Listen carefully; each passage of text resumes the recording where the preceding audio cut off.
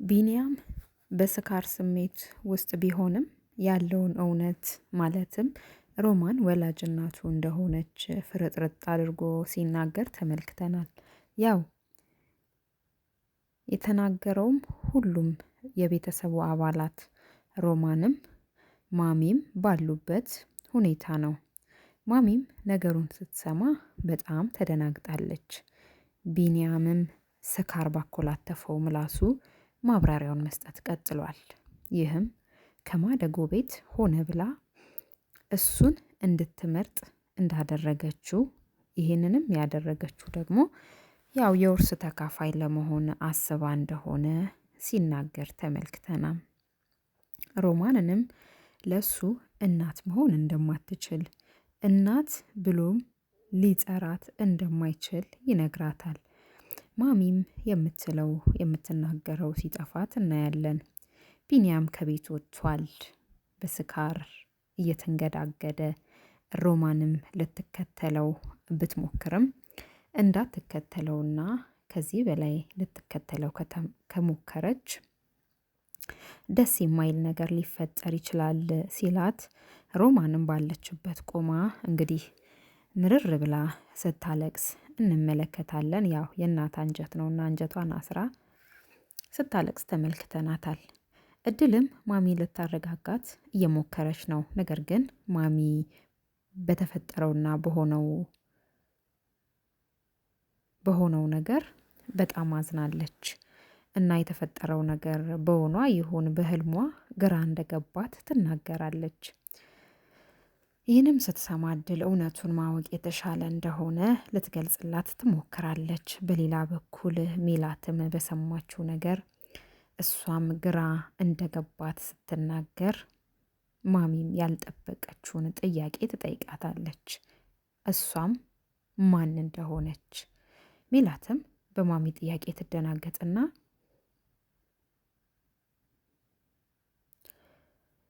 ወይ ደግሞ አስባው የማታውቀው ጥያቄ ሆኖባት ይሁን ብቻ ከመቅስፈት ብድግ ብላ እኔ ማን ነኝ ምንድን ነኝ የሚለውን ጥያቄ ራሷን ትጠይቃለች። ያው ለጊዜው መልስ ልታገኝበት የምትችለው ጥያቄ ባይሆንም በዛ ላይ የቢኒያምን ምክር ከሰማችና ካስታወሰችው ይሄ ጥያቄ ለእሷ ላይ ጠቅማት ይችላል ብለን እናስባለን። ምክንያቱም ያው ቢኒያም ራሱን ለማወቅ ባደረገው ጥረት በብዙ እንደተጎዳ ሲገልጽ ተመልክተናል።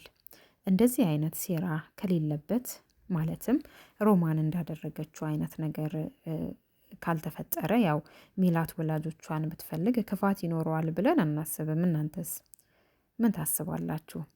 ሜላት ሮማንን በጥያቄ ታፋጥጣታለች። ይኸውም ቢኒያም የተናገረው ነገር ማለትም የእሷ የቢኒያም ወላጅ እናት መሆን እውነት ወይስ ውሸት የሚለውን ያው ሮማን ልትነግራት ባትፈልግም አጥብቃና መንገድ ዘግታባት ስትጠይቃት ቀለል አድርጋ አዎ ነገር ግን ካንቺ ህይወት ጋር የሚያገናኘው ነገር የለም ስትላት ተመልክተናል። ሮማን እና እድል እሰጥ አገባቸው ቀጥሏል። እድልም እውነቱን እንዲወጣ እንደረዳቻት ስትናገር ሮማን ያው በህይወቷ እንደዚች ቀን የምትፈራው ነገር እንደሌለና ከዚህ በኋላ የትኛው የክፋት ጥግ ድረስ መሄድ እንደምትችል ዛቻ አይነት ማስፈራሪያ ትነግራታለች ማለት ነው ለእድል። ነገር ግን እድል የዋዛ አይደለችምና ምንም እንደማታመጣ አንዴ ባህሪዋን ስላወቀች ደግሞ እንደምትጠነቀቅም ጭምር ትነግራታለች። ሮማን ግን ያው ሁሉንም ነገር ያጣን ሰው መፍራት እንዳለባት ከዚህ በኋላ ምንም ልታጣ እንደማትችልና ምንም ከማድረግም ወደኋላ እንደማትል ትነግራታለች። ከዚህ ሁሉ ነገር በኋላ እንኳን ለምን እንዳክስት ልትራራላት እንዳልቻለች የሚያስገርም ነገር ነው። ምክንያቱም ያንን ሁሉ ነገር አሳጥታት ልጅነቷን የእናቷን ፍቅር በአጠቃላይ መላ እሷነቷን ቀምታት እንኳን አሁንም በህይወት መኖሯ አያስደስታትም። ይሄ እንግዲህ እንደ ሰው ስናስበው በሰው ሰውኛው በጣም ከባድ ነገር ነው።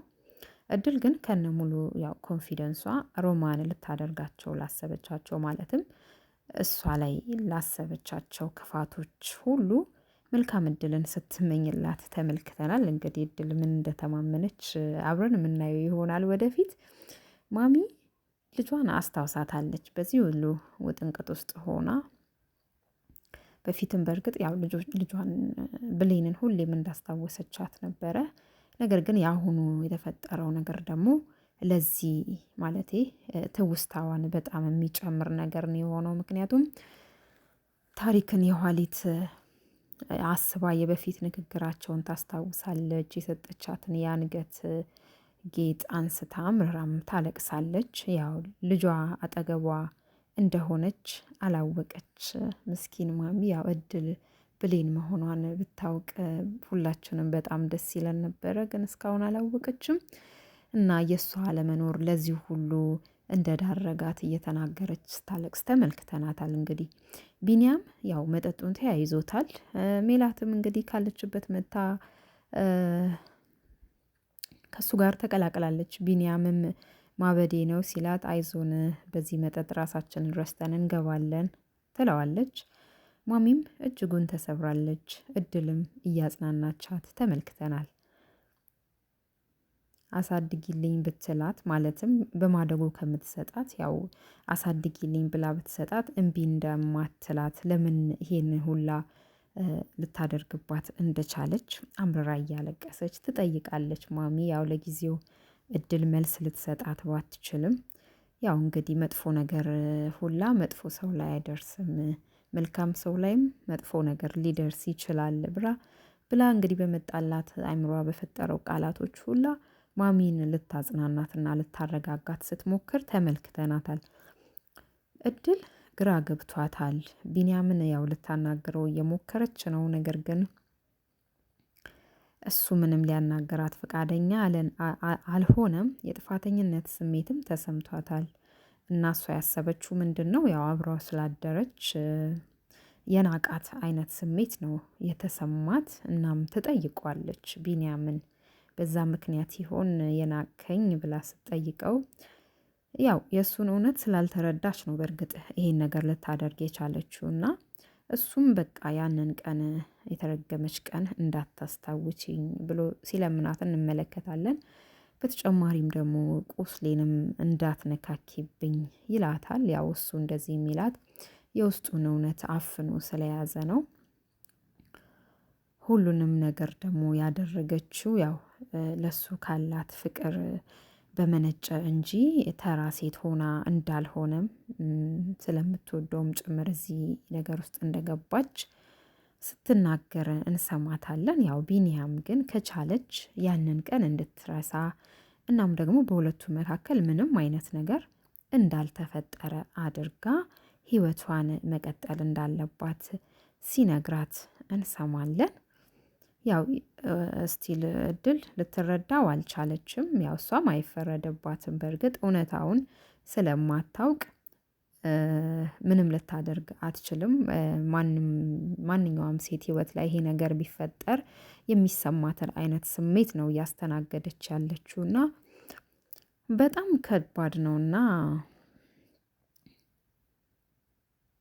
ያው ቢኒያም ደግሞ ወዶ ሳይሆን ሁኔታዎች አስገድደውት እንደሆነ ለሁላችንም ግልጽ ነው። እዚህ ነገር ውስጥ የገባው እድልንም ካጠገቡ ሊያርቃት የፈለገው በተገለጸለት እውነት ምክንያት ራሱን እየወቀሰ ስለሆነ ነው።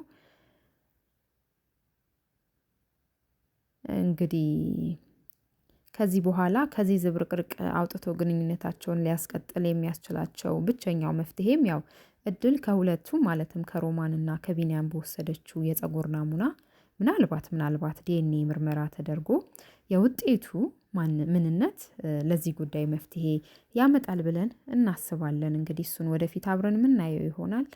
እንግዲህ ትምህርቷን ትታለች ስንል ለጊዜው እየገባች አይደለም እድል ማለት ነው። ጥሩ ስሜት ላይ ስላልሆነች እና ይሄን የተመለከተችው ማሚ ደግሞ ወደ ትምህርቷ እንድትሄድ እየለመነቻት ነው፣ ግፊትም እያደረገችባት ነው። ነገር ግን እድልም ጥሩ ስሜት ላይ ስላልሆነች እና ማሚም ደግሞ እንደዚሁ ተመሳሳይ ሁኔታ ላይ ስላሉ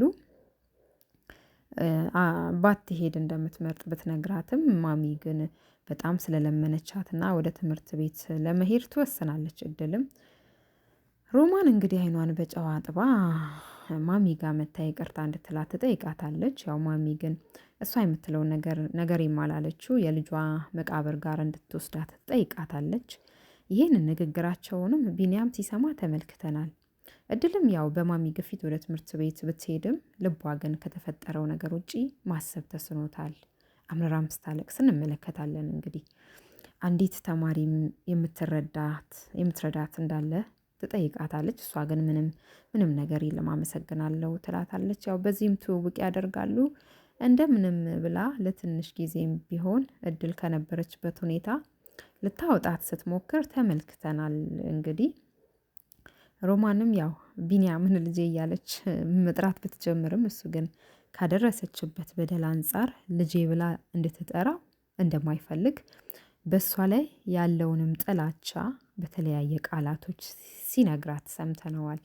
ለሱ ብላ እንዳደረገች ልታስረዳው ብትሞክርም እሱ ግን በፍጹም ሊዋጥለት አልቻለም። በእድል ዙሪያም ስትናገር ያው ይህን ነገር የተፈጠረው በእሷ ምክንያት ነው ብላ ስለምታስብ ስትዝትባት ሲሰማ ያው ስንቴ ነው የምትገያት የሚል ቃል ተጠቅሟልና ይሄን ስትሰማ ያው ያደረገችውን ነገር ስለምታውቅ በተናገረው ቃል በጣም ስትደናገጥና ስትደናበር ተመልክተናታል። ያው አይሮማን ያወቃል መሰላትም እንግዲህ ሴራዋን ማለት ነው። ቢኒያም እድልን ከሱ ለማድረግ ያው የቻለውን እያደረገ ነው። እሷም አሁን የቆረጠች ትመስላለች። ያው በመጨረሻ ሰዓት ፍቅረኛ ከውጭ እንደመጣች ምናምን ብቻ ሊያሳምናት የሚሞክር ነገር አክት እያደረገ ስለነበረ በጣም ተናዳ አጠገቧ እንዳይደርስ ትነግረዋለች። እንግዲህ ሮማን ዛሬም እድልን በድጋሚ ለመግደል ወደ ኋላ እንደማትል ተመልክተናል። ሜላትንም እሷን ለመግደል እንደተዘጋጀች እየነገረቻት ነው። በዚህ መሀል የሰው ኮቴ ይሰሙና በጣም ይደነግጣሉ። እንግዲህ ንግግራቸውን የሆነ ሰው ሰምቶታል። እና ንግግራቸውን የሰማው ሰው ማን ይመስላችኋል? ቢኒያም ይሆን ወይስ ራሷ እድል? ወይስ እነሱ እቅዳቸውን ከማሳካታቸው በፊት ቢኒያም እውነቱን ለማሚ ይነግራት ይሆን? እናንተስ ምን ታስባላችሁ? ሀሳብ አስተያየታችሁን በኮሜንት አስቀምጡልኝ። አዲስ ከሆናችሁ ቻናሉን ሰብስክራይብ ማድረግ አይርሱ።